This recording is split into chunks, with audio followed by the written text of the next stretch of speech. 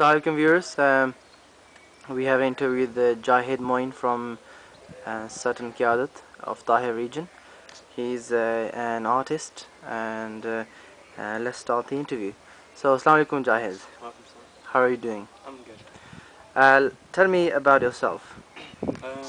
Well, right now I'm in A-levels in school, and hopefully I would like to go into architecture for the Jamaat, which is a passion I've had from an early age. So right now I'm in my second year of A-levels. Okay. So inshallah next year I should be in university. Okay, so you are going to, which university are you going to?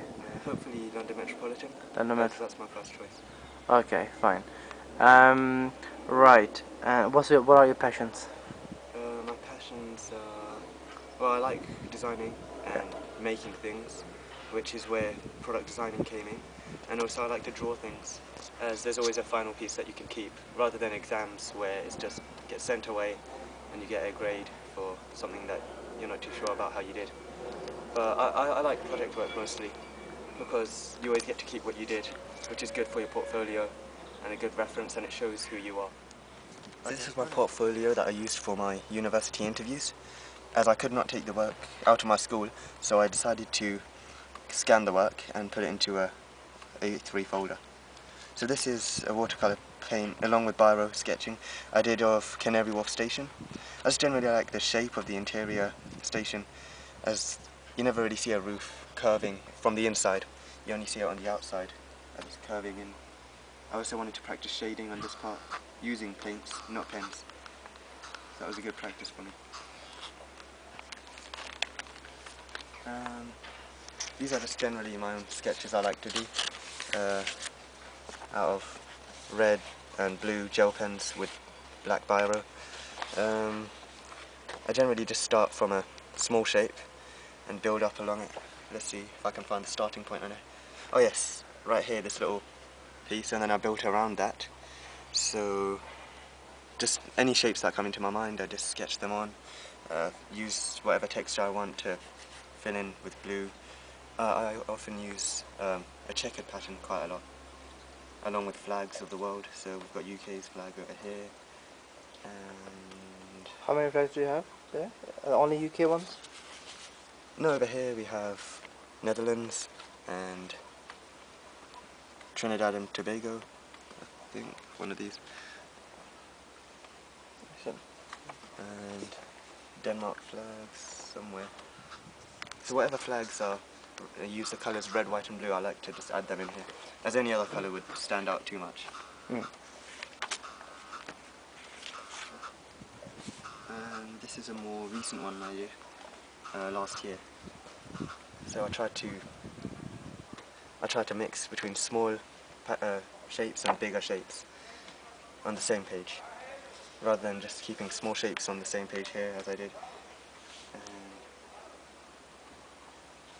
Okay. So this is just one of the scans.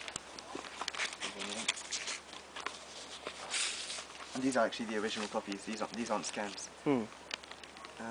This is a scan of a drawing I did of Big Ben. I used mostly biro and golden gel pen. Actually I have the... no, I don't think I do. So I just generally wanted to really go into detail here, because old buildings in England always use really sharp detail using stone, as opposed to like modern buildings which are really simple and basic. How long did it take you to draw this? This took me a whole week. And this was practicing 3D and modelling.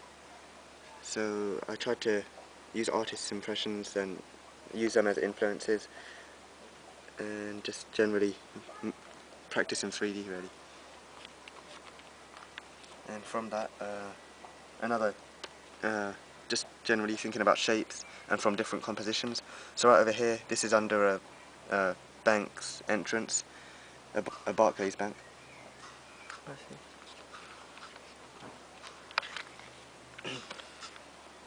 And these are photos of the model I did, which is right down there. These are just general photos from different angles. Yep. And this was, I took a photo while I was on a school trip. It looked really nice. It was just of a general sign in a train station, and I just wanted to practice it only using pen, no other material. So I used red gel pen, and mostly biro, and I just generally like the shading as well of the photo I took. So I wanted to practice shading using that.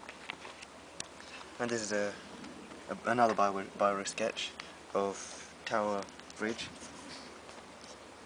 Again, I just wanted to practice the detail, like I did with Big Ben,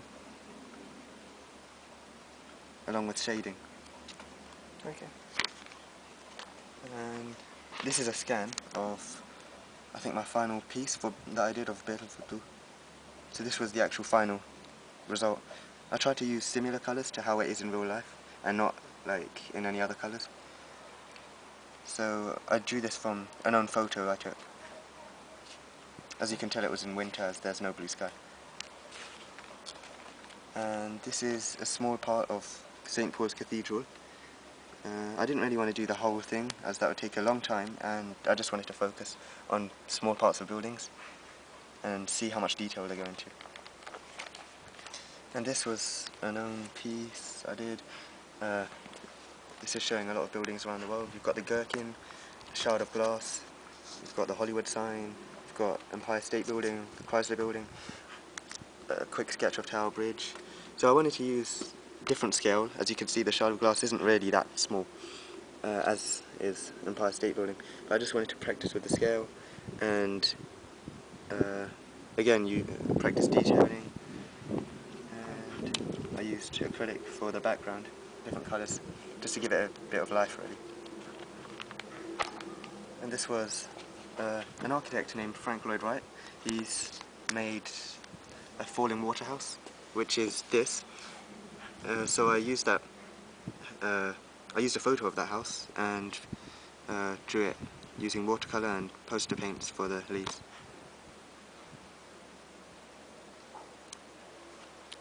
Over here, I think I didn't really want to go into detail, so I was practicing shapes, really. And then the trees came in later. And these are initial ideas last year for product design. Here what I'm trying to do is design a environmentally friendly school library. So over here it's on its own with a living roof, which is why it's green.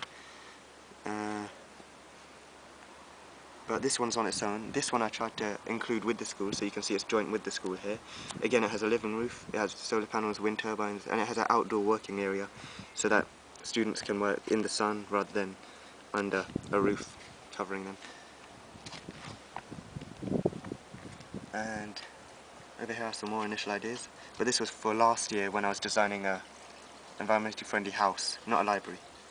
Are these done on the computer? Yeah, I used Google SketchUp for these, 3D, and I just drew some also, as we needed to practice different medias. And this is my design I'm doing this year, which is of my environmentally friendly library, school library, and this is the design I'm actually using. So there's a development of the idea. So over here what I'm trying to do is I added a skylight here, so that people who are sitting indoors, if it's raining outside, they can still catch a bit of light, as opposed to turning on the lights and wasting energy. So over here I added 2 solar panels over here, which are facing south, which is always the ideal direction to face, as the sun's always on that side. And over here the final. Okay. And then this was the same thing, development of ideas, but this was for last year's model, which is right there on the floor still. So over here I tried to use a grey roof, but there was no grey plastic, so I ended up using a red roof to resemble the red tiles that are normally used on houses. Okay. And this is the final design, what I finally came up with. So in this product, which I'm doing this year, I'm trying to add an interior rather than just an exterior, so that people can see more detail and see that it's not just the outside that matters, it's always what's inside the house or library which matters. And this is showing the inside of the same library. So there's tables and books. So this Computers? Yeah. I actually made all of this out of acrylic. Whatever you see here, I actually added in my final product. And this is a research paper I did on BedZ, which is only 2 blocks from here. This is another eco-friendly house, and I just wanted to research this because it's very unique. It has a lot of its own style, and lots of other designers are using the style that this uses. So it's nice that I live near it. And this is just a final statement for the interview. And that's all really. Fantastic. Okay. And then over here I tried to practice my different medias. So there's watercolor paints, biro pen, pencil, and acrylic poster paints. So over here I could actually decide which one looks better, which one was easier to use, and which one I could use for my final piece. And then there's some more photos practicing compositions, so from what angle I could take it from. So I practiced this using acrylic paints. I had to do it on cardboard, which resembles the same features that canvas has. So that was practicing onto different medias rather than using different medias, which is another thing you have to always use in art, practicing different techniques. There's another battle for the one. Yeah, this is just watercolor paints. And again, I've varied the colours a bit. What's the difference between this one and the other battle for the one you drew? This one's a bit golden. Is a water paint as well? Yeah, this one's also watercolor paints. Okay. It's still the same media. I think generally I just use watercolor paints. There was only one that I used acrylic paints. And then towards here I practiced close-ups of the dome and the minara. And here I don't know what I did. I think these are just test things from paints. When you test your watercolor paints, I think the teacher said it would be a good idea to keep that.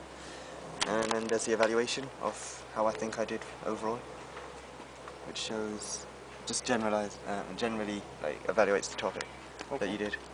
So that was my first sketchbook. MashaAllah, Jahid, very nice drawings, excellent piece of artwork. What are your desires for the future? How would you like to serve the Jamaat? Inshallah, I would like to serve the Jamaat as an architect, as I'm Waqfin mashallah.